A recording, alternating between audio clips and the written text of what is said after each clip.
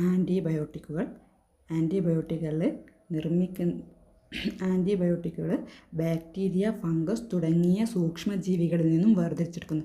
എന്തൊക്കെയാണ്? Bacteria, fungus തുടങ്ങിയ സൂക്ഷ്മജീവികളിൽ നിന്നും വേർതിരിച്ചെടുക്കുകയും ബാക്ടീരിയയെ നശിപ്പിക്കാൻ ഉപയോഗിക്കുന്നതുമായ ഔഷധങ്ങളാണ് ആൻറ്റിബയോട്ടിക്കുകൾ. ആൻറ്റിബയോട്ടിക്കുകൾ ബാക്ടീരിയയെ നശിപ്പിക്കാൻ ഉപയോഗിക്കുന്നു.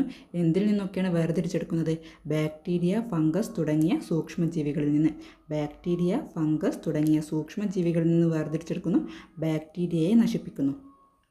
ഇങ്ങനെയുള്ള ഔഷധങ്ങളാണ് ആൻറ്റിബയോട്ടിക്കുകൾ എന്ന് പറയുന്നത്. ഇത് ശരീരോപരിതലത്തിലും ശരീരത്തിനകത്തും പ്രയോഗിക്കാവുന്ന ഔഷധങ്ങളാണ്. അപ്പോൾ ശരീരോപരിതലത്തിലും ശരീരത്തിനകത്തും പ്രയോഗിക്കാവുന്ന ഔഷധങ്ങളാണ്.